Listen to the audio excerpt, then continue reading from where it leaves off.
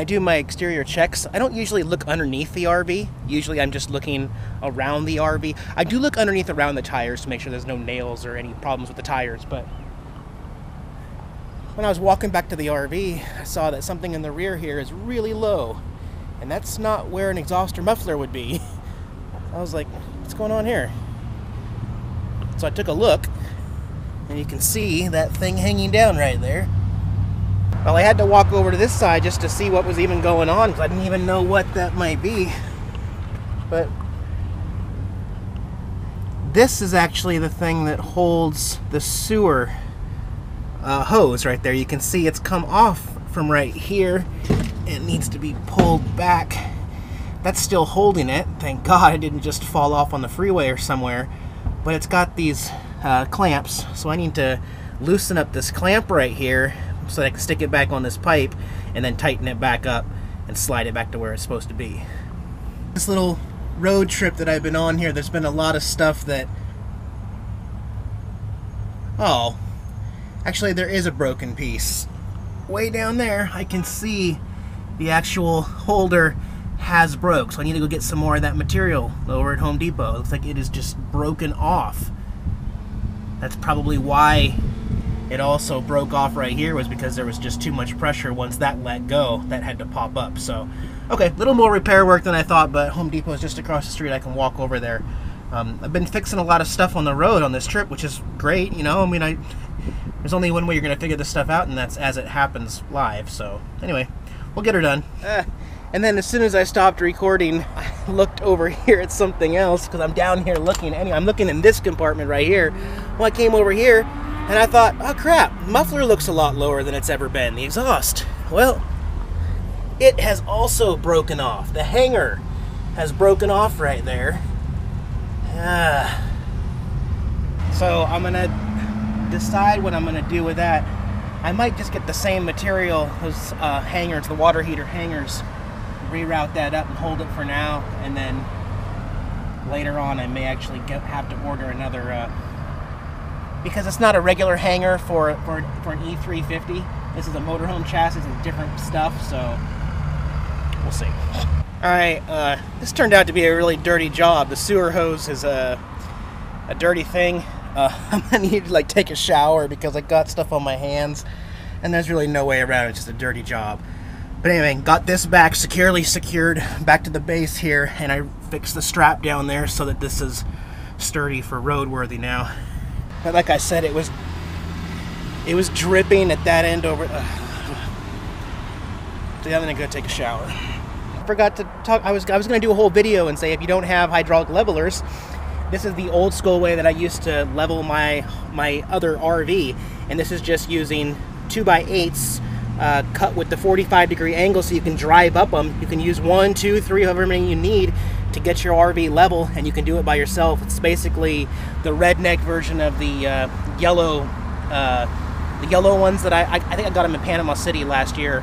But anyway, this is kind of the do-it-yourself version, I guess, and so that's how you can do it. And I'm always going to have these on board as a backup in case the hydraulic jacks don't work, or if I want to put 4 of these under each jack because there's like soft ground or gravel or something. Now I want to talk about water storage, because as I mentioned a couple weeks ago, if you follow me on Facebook, I was really excited because I determined some more information about that mysterious tank. Remember back when I got this RV and I was in California, I made a video like the very first day, and I was like, look what I found underneath the chassis, and then I found this, and we never really figured it all out. Well, in the last 5-6 days on the road, I have slowly started to figure it out, and I've been waiting to make a video to talk about it until now, where it's basically complete operable. So this is going to be a culmination of the last 5 days of work to figure out what's going on, but I want to show you how much more water storage I have on board and how I came up with all this. So let's go outside first. Also, I'm back to using the stabilizer now because I actually charged it for a couple hours here. We'll go underneath the RV here, and I'll just tell you again. So what you're looking at right here is that mysterious tank that starts right here and runs lengthwise down there. It's supported by 4 steel things, you know, holding it secure. It's obviously a water tank, right? We kind of figured that, but how does it tap into the existing system? And it's clearly aftermarket, right? Okay, well, let me show you a couple other things here real quick. Okay, this here will be the compartment where I built my solar battery stuff in there. I got the 4 batteries back there, the inverter. the charge controller, and my speed charger. This is that mysterious, you can see the cylinder goes all the way down. It's at an angle to fill a tank. It says water. It says water right on the cap, so you know that was for fresh water. Here's what I did 6 days ago when I was going through a town called Index. There was a rest stop, and I said, I'm gonna figure this out.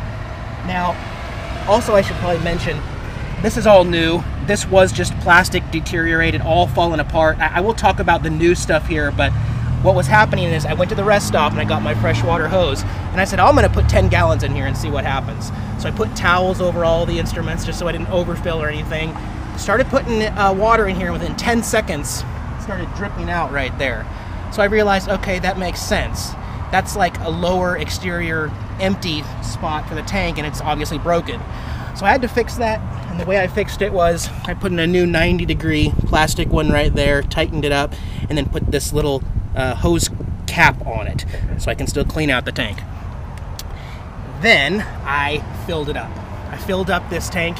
I also want to talk about tank capacity, but anyway, I'll get to that in a minute. But I filled it up all the way until it started spouting out all over the towel and everything. Filled it up. Let's go inside now. Okay, so technically that exterior tank that we saw is basically running, well, lengthwise like this, right around here. And if you open up this right here, that's where the battery compartment is. So the hose comes down and then curves around and fills the tank that basically goes on the ground right here. And then the main tank is underneath the seat right here going the opposite direction. Okay, well, that still doesn't answer the question, how do we get the water from that outdoor tank up into the plumbing in here? I'll show you that. Okay, so now we go to this compartment right here where I had to replace the water pump in there. If you take a look at the plumbing here, we have water coming out right here, being sucked into the water pump, and then being pumped out into everything that I'm using. This is an input right here. This is also an input back here. So this lever has been in this position ever since I got in the RV, and you can always see water coming up through this hose like this, and then going into the water pump and going into the sink. What happens when you turn this like this, 90-degree angle, is this starts moving instead. So somebody planned this out and already did the work. I just didn't realize that it was already there. This is for the tank underneath the chassis, the extra tank. Go like this, and then I can pump water from that tank. Have it in this position, I'm pumping water from just the tank that's inside. And it works. That's what's so awesome about it. I didn't know it actually worked, but when I left the second rest area near Index, I think it was, I filled up about 10 gallons. I put in the bleach. That way when I was getting on the road and we're sloshing it around, you know, sanitizing, mixing it all up. And then I checked all of the faucets in the shower and everything, and I could smell the bleach. You know, you can actually smell it coming through. It's like, okay, good. We know it's working. We know everything works. Then I drained it out. Then it took another day when I came back, and then I did it. I emptied it like 3 times, replaced it, put the vinegar in. I am now to the point where it works, and I can actually use both tanks, either one, drink out of them safely. But this has taken a lot of time, and I still want to maybe go to an RV park here in a couple days and just kind of do the entire resanification. Resanification? Eric, you can't make up words. Whatever. Anyway, figure it all out, clean out the system once and for all so I can feel confident on it, because it's really weird doing it on the road. It's really weird doing anything on the road when you're not, like, parked somewhere where it's really possible. But I'm making it work, you know, so that's cool. Okay, so now what about capacity as far as how much water? Well, there's the right way to calculate how many gallons of water, and then there's the Eric way. I'm going to talk to you about how I did it first of all, and then I'll show you what I figured out afterwards. But I have 2 of these blue 7-gallon water containers that I've had for, well, years now actually. And what I did at the second rest stop was I got out my stopwatch timer and I had the hose ready. I had one of those blue containers empty, and I went to fill it and then press start. It took 1 minute and 35 seconds to fill up that 7-gallon container with the hose at the rest stop. So in my mind, I said, okay, well, this puts 7 gallons of water into a container every minute and 35 seconds.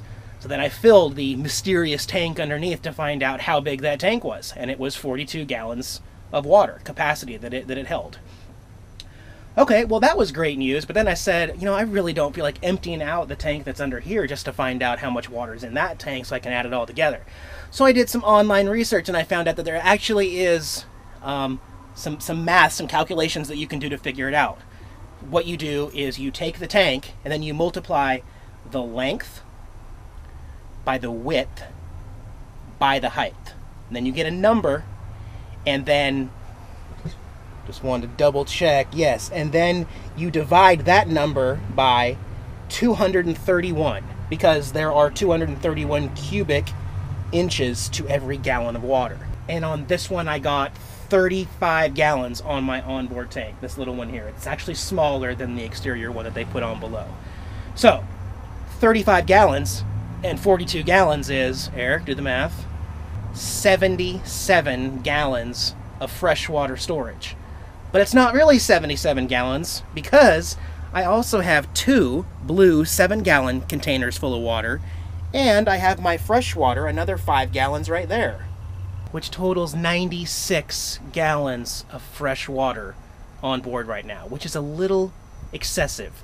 I mean, it's awesome, but now I'm starting to feel like I can get rid of some of like these 2 7-gallon jugs. I don't think I need them because it's extra weight too, and I don't need them anymore. So why you know, I could use it for storage. That's over 100 pounds of extra weight that I can get rid of because I already have the storage built in to the actual water pump that pumps the water. So awesome, huge news on water. I've always struggled to have enough water to boondock. It's one of the things that I run out of water before I fill the gray and black water tank. I run out of water before propane and everything else I need. Usually when I'm enjoying some remote place, the reason I have to go to town or find that resource is because I'm out of fresh drinking water. And I will never have that problem again. I'm pretty sure, don't quote me on this, but I'm pretty sure, you know, I shower on 2 gallons a day. I don't know how much other water I use, but I'm estimating my water capacity at 5 weeks now. By myself, just me and my cat. 5 weeks before I need to fill up with water, which is pretty stinking cool. But yeah, if you're wondering how much water you have and you don't want to do the measurement stuff I do, just grab your tank, and as long as it's an actual square cylinder, it isn't like some weird custom job, multiply the height by the width times the length, and then divide by 231. Is that what I said before? I think 231, and that's how many gallons of water your tank is. How many ounces of cat food do we have on board? It's pretty important, huh? Meow. How you doing, buddy? Oh, you chillaxing? Got the fresh air coming in? Oh, yeah, it's good stuff, huh?